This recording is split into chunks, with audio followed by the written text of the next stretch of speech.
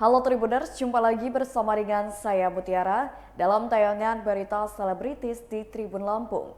Kami akan menyajikan informasi menarik dan terupdate seputar selebritis tanah air untuk Anda. Dan inilah berita selebritis selengkapnya. Mediasi gagal, Dewi Persik bawa kasus penghinaan ke pengadilan. Upaya mediasi atau perdamaian antara pedangdut Dewi Persik dan perempuan yang dilaporkannya ke polisi dinyatakan gagal. Mediasi lanjutan dilakukan Dewi Persik dan W, perempuan yang diduga telah menghina dan menghujatnya di media sosial di Polres Metro Jakarta Selatan pada Senin 7 November 2022 kemarin. Laporan tersebut tetap dilanjutkan Dewi Persik dan berharap sampai disidangkan di pengadilan untuk memberikan efek jera kepada W. Keluarga Dewi Persik juga ingin W meminta maaf di media sosial. Meski begitu, Dewi Persik telah memaafkan W. Sejauh ini, Dewi Persik belum ingin mencabut laporannya meski sudah ada 2 kali mediasi. Akhir pekan kemarin, Dewi Persik sempat menangis saat bertemu dengan perempuan berinisial W tersebut yang dilaporkannya ke polisi. Dewi Persik menangis ketika menjalani upaya mediasi. DP, sapaan akrab Dewi Persik, bahkan mengaku sempat tegang saat bertemu dengan W. W dilaporkan setelah diduga menghina hingga menghujat Dewi Persik melalui media sosial pada 31 Oktober lalu. Mantan istri dari Saipul Jamil ini merasa tidak tega saat melihat W yang dilaporkannya ke polisi, apalagi W diketahui berusia sudah 50 tahun dan tidak muda lagi. Berikut wawancara dengan Dewi Persik didampingi oleh kuasa hukumnya. Yang sudah dilakukan oleh Mbak DP dan kami selaku kuasa hukum yang sudah kita lakukan dari hari Sabtu, tapi sampai saat hari ini sudah dipertemukan kembali antara Mbak DP dan terlapor, dan juga di situ dihadiri oleh kakak beliau langsung, Mas Bin. Tadi sudah saling menyampaikan apa yang diingini.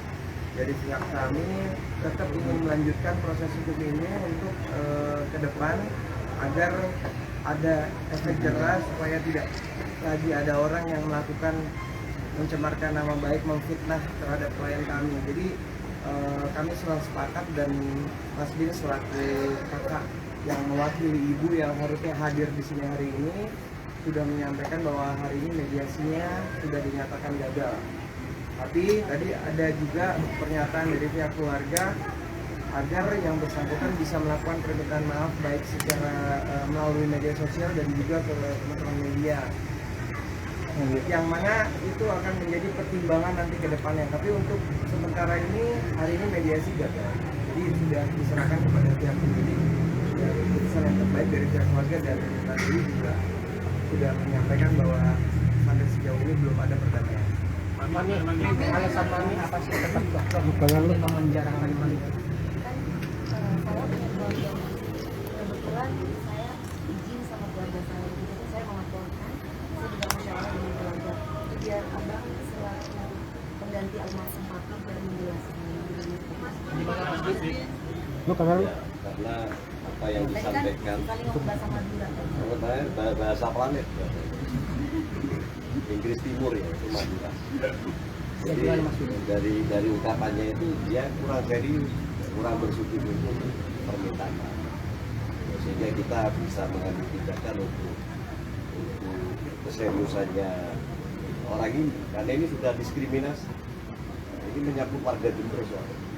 Jadi warga Jember kan disangka main dukun dan lain sebagainya. Itu kan tidak asik. Jadi harus kita bersungguh-sungguh untuk ke teman-teman media untuk disampaikan permohonan maaf yang sesungguhnya. Karena waktu dia di HP kan begitu. Tapi waktu permintaan maaf, ya ini main-main dia ini. Main-main. Jadi kalau tidak serius, terus diproses. Mas Bin, ada obrolan apa aja tadi? Oh, tak mungkin paham Anda, karena ini bahasa Inggris.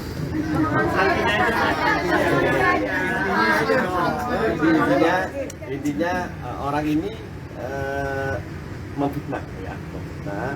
Nah, ini untuk agar dia bisa klarifikasi fitnahnya itu untuk diluluskan bahwa itu fitnah. Seperti itu substansinya itu. Jadi kami tadi cuma minta bukti-bukti aja. Kami kasih waktu kalau abang bilang memang saya pernah seperti itu. Kami cuma butuh waktu, terus beliaunya bilang sih nggak usah, saya memang salah, saya minta maaf sampai ini. Makanya seperti kami yang tunggu dari UI gitu. Karena kan kalau misalkan mama saya itu dengerin videonya itu kayak kesel gitu loh namanya. Jadi biarkan nanti mami saya sendiri aja. Tapi mami udah di Jakarta. Ya. Makanya tadi mami tuh bilang udah biarin aja gitu, tunggu dulu. Saya nggak berani bantah orang tua saya, jadi karena memang sesuai dengan prosedur kepolisian, hanya saya sama bang Sandi sama abang mewakili mami ke sini. Abang minta bukti aja apa aja nih? Ya, Minta bukti apa aja? ya saya sama siapa bodohnya.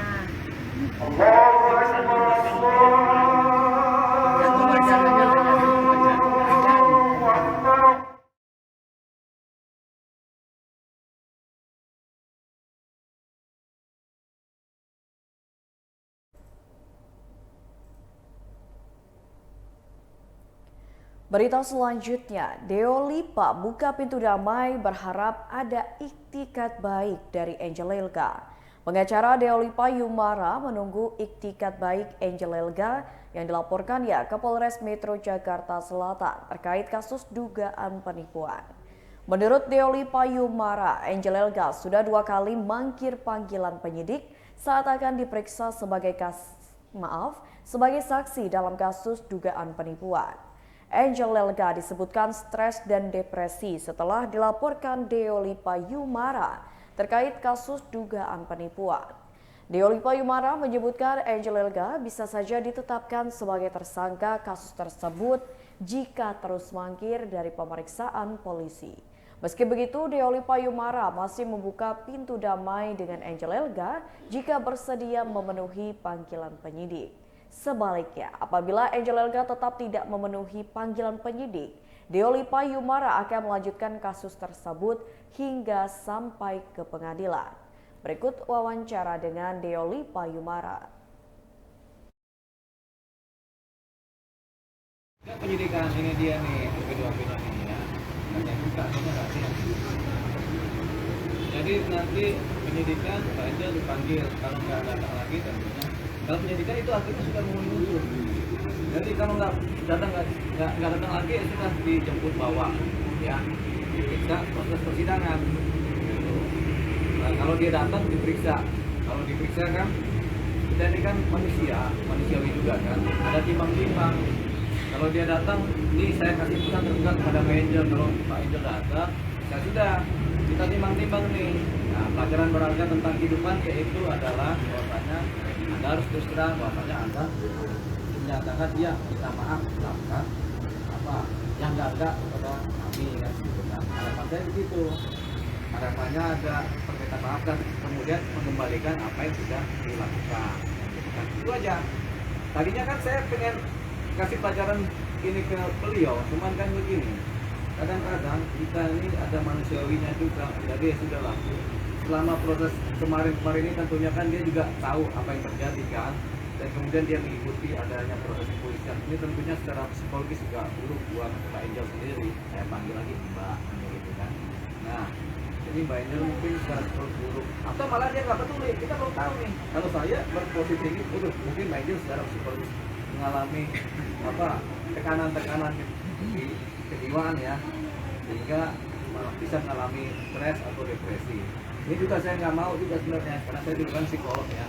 Jadi harapan saya dia datang, kemudian ya sudah, mari kita selesaikan ini, ya kan? Apakah dia selesaikan secara hukum atau kita restoratif justice? Kan itu ada dua kan, kalau hukum itu kan, nggak boleh juga kita bilang harus hukum, nggak boleh, ya, namanya nggak baik ya. Nah itu saya harapkan begitu, ya. Nah, kalau Angel datang, itu dia. Tapi kalau dia datang dua kali, ya apa namanya? Buron. Bukan, buron. Buron. Bahasa halusnya mangkir. Bahasa lebih halusnya buron. Ya. Itu dia. Ya, itu harapannya kita. Tapi nanti di penyidikan dia akan dipanggil dua kali. Ya. Ya, jadi ini proses masih berjalan. Yang kedua, yang Mbak Feni Rose tadi juga sudah keluar perkara singkat, memang saksi-saksi sudah diperiksa semuanya dan mengarah kepada pemanggilan Mbak Feni Rose. Bukan sebagai tersangka, tapi sebagai saksi dulu terlapor. Nah, juga timbang-timbang juga. Harapannya seperti yang terdahulu, Mbak Feni Rose datang, ya kita ngobrol-ngobrol, gampang kok itu kan, persoalan-persoalan begini kan. Artinya supaya dia tidak latah atau tidak lagi melakukan perbuatan-perbuatan yang menganggap rendah seseorang, martabat seseorang. Ini masalah pencemaran nama baik. Siapapun dia harus kita hargai. Itu pesan saya kepada Mbak Feni Rose, siapapun, entah ini seorang begini atau yang begini, atau bahkan teman-teman wartawan juga harus dihargai. Itu supaya nanti kedepannya kehidupan ini berjalan selaras dalam konteks sosial yang baik. Tapi memang Mbak Feni Rose ini baru nanti dipanggil dalam minggu depan, masih sudah.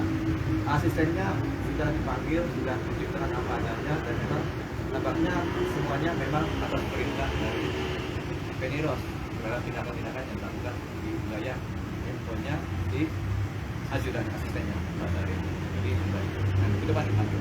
Itu dari saya, dan ini adalah SP2B persoalannya Mbak Jaya. Ya.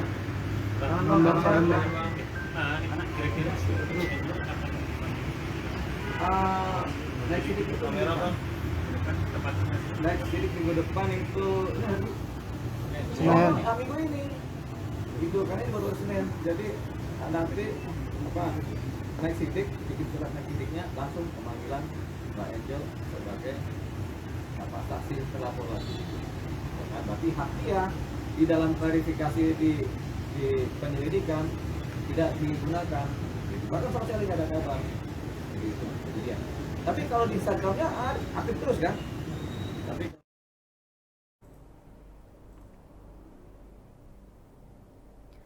Berita selanjutnya datang dari Augie Fantinus, jaga eksistensinya di industri hiburan.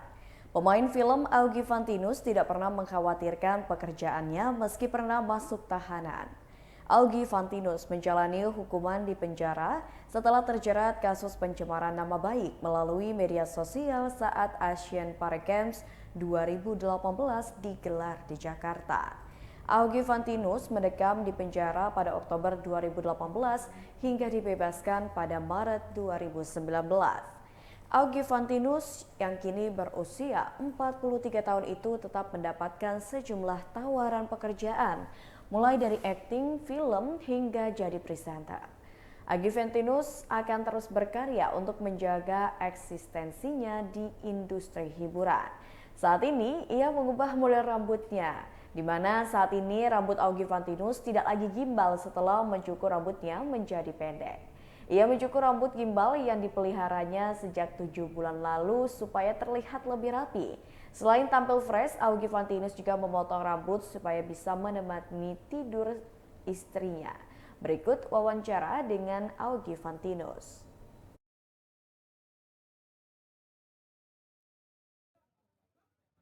Dan yang ngomong gitu pun juga komedian.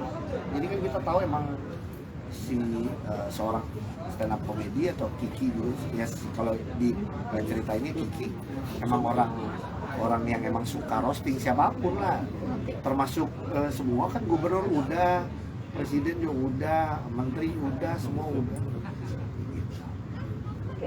Gi, rambut baru nih Gi, apa gimana Gi, gimbal dilepas Gi? Ini udah pernah lama sih, ini ya menyambut ada proyek baru. ya sementara ini sih belum ada, tapi ini adalah pada saat sekarang sudah mulai boyband Korea sudah bermunculan kembali. Yeah. Saya kembali ke Korea.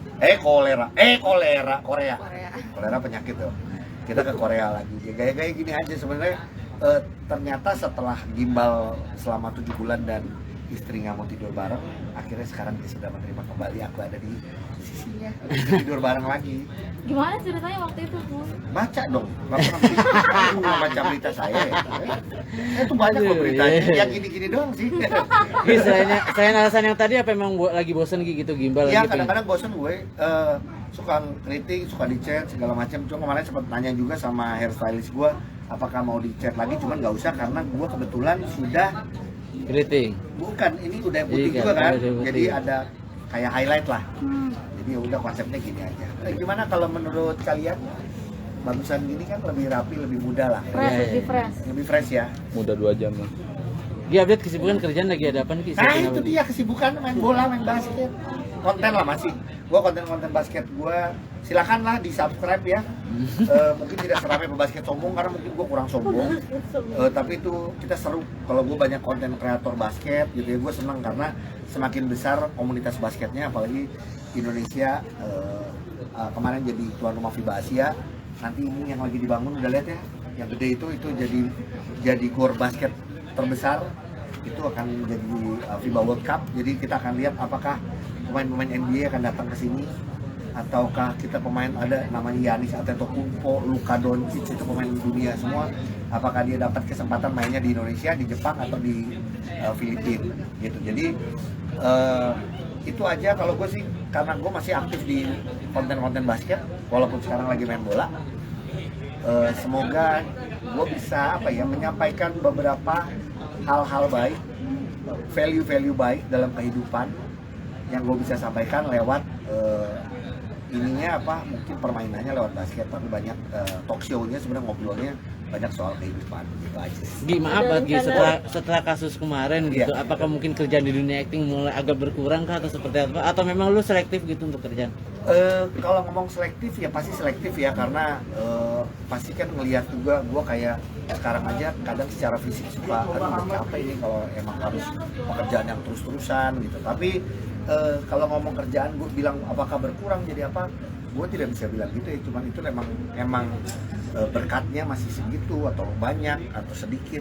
Tapi kemarin baru beres syuting film sama Monty, terus akan tayang atau nih.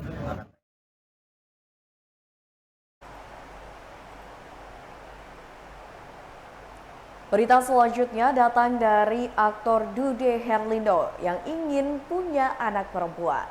Pasangan selebriti Dude Herlino dan Alicia Subandono hingga kini masih betah dengan memiliki 2 orang anak laki-laki. Dalam sebuah kesempatan, Dude Herlino mengatakan bahwa dirinya tidak menutup diri jika nantinya kembali diberikan rezeki anak oleh Yang Kuasa. Tak hanya itu saja, Dude sendiri mengaku bahwa baik dirinya dan juga Alicia yang akrab dipanggil Ica tidak melakukan program apapun untuk menambah anak. Dirinya ingin menambah momongan dengan cara yang sealamiah mungkin sesuai yang diberikan oleh Tuhan. Baru memiliki 2 orang anak laki-laki, ternyata Dude Herlino berharap agar diberikan anak berjenis kelamin perempuan untuk anak selanjutnya. Dude berharap agar nantinya jika memiliki anak perempuan bisa memberikan warna lain di dalam keluarga kecil mereka. Tak hanya itu saja, Dude juga mengaku iri dengan saudaranya yang memiliki anak perempuan karena terlihat sangat menyayangi sang ayah. Berikut wawancara dengan Dude Herlino. Ya, jadi materinya, hafalan Qur'annya, kemudian misalnya bahasa Arab dan sebagainya itu memang kita ulang lagi di rumah, orang tuanya juga belajar, bahkan anak kita menghafal, kita juga menghafal gitu ya. Jadi kalau buat saya sama Ica, pola didik kita adalah kita melibatkan diri secara langsung untuk proses pendidikan anak kita. Kemudian kalau sisi yang lain misalnya misalnya saat lagi ngambek atau apa dan sebagainya itu kan ada tahapan-tahapan ya sesuai dengan umurnya gitu ya. Ada masa di mana anak masih bisa kita manja misalnya, tapi ada masa di mana anak harus kita kasihkan ketegasan yang cukup keras gitu, apalagi kalau sudah misalnya masuk ke usia 8-9 tahun, untuk sholat itu memang sudah menjadi satu keharusan gitu kan. Jadi dan itu sudah digariskan dalam Islam. Maka kita coba untuk bisa mengikuti itu dengan baik. Tapi mengingat ini era digital nih Mas, ada membatasi anak nggak sih untuk menggunakan handphone atau mengakses internet? Wah, itu dia. Memang saya melihat ya, bahkan kalau saya ngobrol sama teman-teman yang juga punya anak masih seumur dengan anak saya gitu ya, keluhannya sama gitu. Masalah gadget di mana nih ya? Anakmu ini main, bahkan ada yang main game sih bisa berjam-jam dan sebagainya. Nah, maka saya sama Ica dari awal tuh udah tegas gitu sama mereka.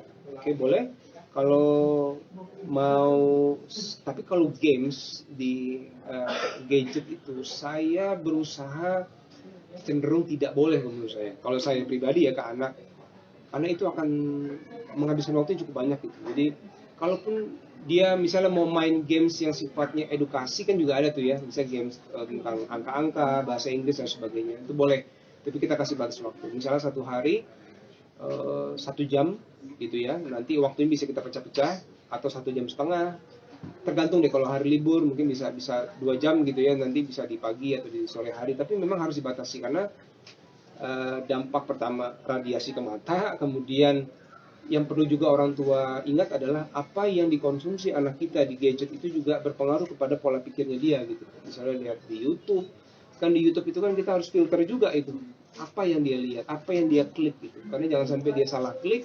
Series ada tahun ini mereka dan sebagainya kita atur semua hanya berempat gitu. Dan alhamdulillah semuanya lancar. Wah, ada orang yang tingginya di atas 2 meter gitu ya, yang 12 jam gitu ya, maka akhirnya punya waktu banyak ngobrol sama anak. Misalnya saat breakfast ya, sarapan di hotel gitu, itu waktunya ngobrol tuh. Jadi saya manfaatkan, mereka lagi makan, saya makan sambil ngobrol. Nanti abang mau nggak nanti kalau kuliahnya di Swiss, saya nanya gitu kan, karena hotel kita di sampingnya ada kampus tuh, ada kampus dari Swiss. Saya tanya, mau nggak bang? Emang kuliahnya harus jauh-jauh kata aku. Jadi nah di situ bundanya cerita waktu bunda kuliah di Australia begini ya. Jadi disitulah masa kita bisa cerita banyak. Itu anak-anak udah besar nih, maksudnya udah sekolah lah. Ada keinginan untuk nambah perempuan atau gitu. mungkin program perempuan gitu, anak perempuan. Insya Allah ya, kalau Allah kasih, alhamdulillah. Tapi kalau belum, yang ada kita syukuri ya. Tapi kita nggak ada program gitu ya, Mas? Oh, nggak ada program, jadi sealamiah mungkin. Insya Allah kalau diberikan, alhamdulillah. Mudah-mudahan yang terbaik lah ya. Yang ada ya kita syukuri, kita jaga dengan baik. Tapi niat atau rencana ke sana ada lah yang Mas? Kalau keinginan sih, saya inginnya memang minimal 3 sih inginnya, karena saya kan 2 bersaudara. Saya merasa kalau cuma berdua tuh sepi gitu ya. Kalau udah pada gede, kemudian apalagi saya cowok-cowok dulunya kan, yang ada berantem dulu waktu SD itu.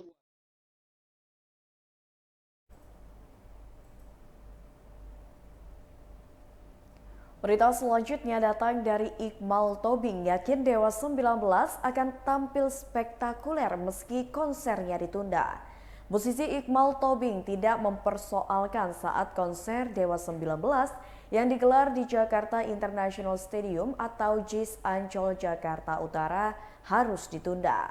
Konser Dewa 19 sebagai perayaan 30 tahun berkarya di industri musik Indonesia itu rencananya digelar di JIS pada 12 November 2022. Iqmal Tobing adalah salah satu musisi yang dilibatkan dalam konser megah tersebut. Iqmal Tobing berharap penundaan rencana konser itu semakin membuat persiapan Dewa 19 menjadi semakin matang dan juga baik. Konser Dewa 19 di JIS akan dijadwalkan ulang pada tahun depan, yakni 4 Februari 2023. Meski 65.000 tiket konser perayaan 30 tahun berkarya Dewa 19 sudah terjual ludes kurang dari 1 jam, Iqmal Tobing yakin bala Dewa fans Dewa 19 tetap menantikan konser tersebut. Berikut wawancara dengan Iqmal Tobing.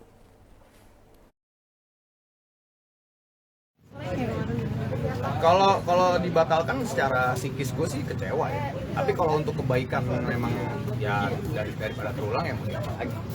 Ya memang harus menjalankan sesuai dengan protokol. Karena ya itu balik lagi, kadang-kadang promotor atau IO yang suka bandel kalau tidak sesuai dengan agreementnya bagaimana gitu. Ada mungkin pihak terkait yang membatasi konser, Ya. IO atau promotor-promotor yang berapa yang jumlah penontonnya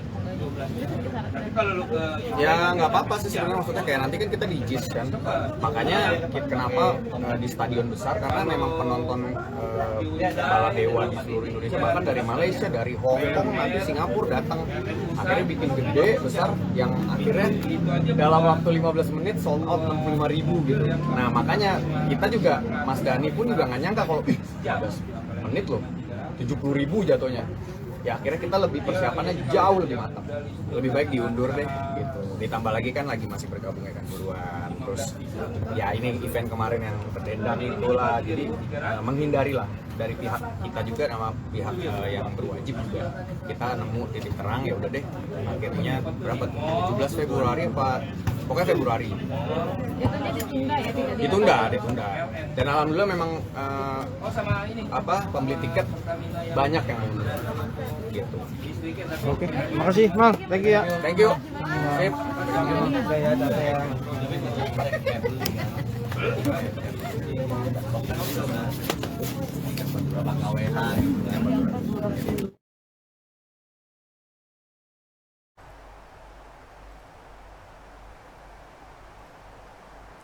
Baiklah Tribuners, itulah berita selebritis bersama dengan saya Mutiara. Jangan lupa untuk terus saksikan YouTube Tribun Lampung News Video, Facebook Tribun Lampung, Instagram @tribunlampung, dan TikTok @tribunlampung untuk informasi terupdate lainnya. Selamat sore dan sampai jumpa.